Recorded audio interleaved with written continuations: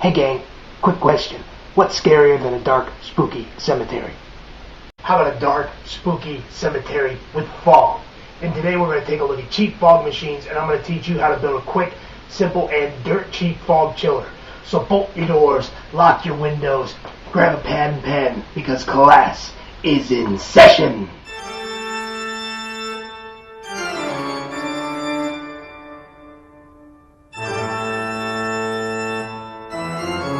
Warning. Dr. Kreepy gives no guarantees on the information provided.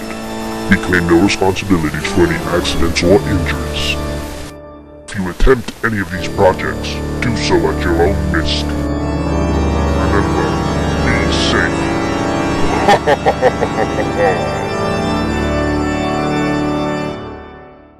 Alright, there are absolutely tons of these fog machines on the market. You got oil-based, you got water-based, you got remote-controlled, timer-controlled. Some come with built-in fog chillers.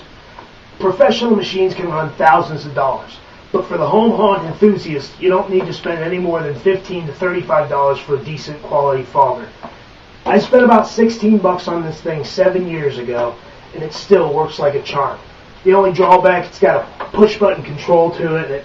The light comes on, tells you when it's ready. You push the button, the fog comes out. If you're having a party, it can be a real pain in the butt if you want a constant fog.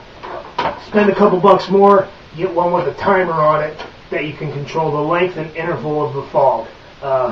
In the words of the immortal Ron Popeil, set it and forget it. Those things are great, especially if you're having a party or even trick-or-treating. You don't have to sit over top of it all night. All you got to do is make sure the fog fluid doesn't run out. That can be bad on the pump. Fog fluid. This runs a couple bucks for a quart. If you keep it capped and cleaned, you can keep this stuff probably forever. I've never had a problem with it. This is probably 2 years old because I usually only use it for trick-or-treating and a Halloween party. Like I said, runs a couple dollars for a quart, and it's made from a mixture of water and glycol, which is, to inhale it, it's safe, non-toxic. Not too many people complain of irritation. Some people do, but if your area is ventilated enough, you shouldn't have any problems. I wouldn't drink the stuff, but it should be safe to breathe. Alright, you can see I stripped this thing down so we can take a look at what makes it tick. Fog fluid is forced from the reservoir through this pump into a heat exchanger. The exchanger maintains a high temperature at which the fluid vaporizes in a process commonly known as flashing. As the fluid flashes, it expands and it's forced out of the nozzle in the front. When the vapor mixes with the cooler air, it forms the fog that we see. Got it? Good. And it's through this magical, mystical process that the world's top scientists can barely comprehend we get fog. Pretty dramatic, huh? I know what you're thinking. You're thinking, I'm going to have a party and I got a small room and I want to fog it up. But I don't want people to be running into each other because they can't see and they're creating chaos and breaking my things. Well, I'm going to show you how to take your fog from up here to down here through magic.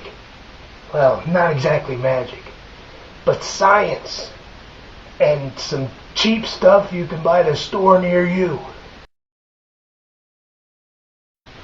Now this project is cheap. Dirt cheap. I mean so cheap you'll probably punch yourself in the face for not thinking of it sooner. All you're going to need is a utility knife, a marker, a styrofoam cooler that you can find at your dollar stores or your discount stores around springtime, and a 30 to 35 inch length of aluminum dryer vent hose. And ice. And that's it. That's all you're going to need. I'm serious. That's it. Maybe some paint if you want to paint this thing. But you don't have to. I keep talking. Let's get on with the next segment. Take your dryer hose, put it on the side of the cooler, and trace the diameter of the hose. Do this to both sides of your cooler. Take your utility knife and cut around the line that you just traced. Both sides of the cooler. So you end up looking something like this. Now, take your dryer vent hose and work it through the holes you just cut out in your cooler. All all the way through, just like that. Now by this point you should end up with something that looks a lot like this. If you're using it inside and you don't want water all over the place, take some duct tape and fill the gaps around the holes that you cut. If you're using it outside, no big deal, the ice will melt and the water will run out. Now all you need is ice and you should be ready to go. Now when you're setting everything up and everything's ready to go, you want to make sure there's a gap of a couple inches between your fogger and your pipe. That will allow air to go in and help push the fog along out through the chiller through the other end. Now it's just a matter of firing up the machine and letting her rip.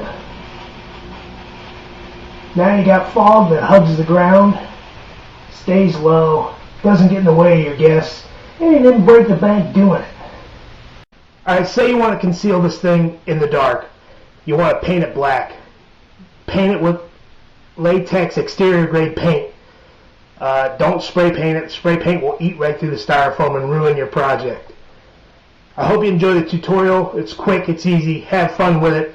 Until next time, this is Dr. Kreepy saying stay twisted and sleep with the lights on.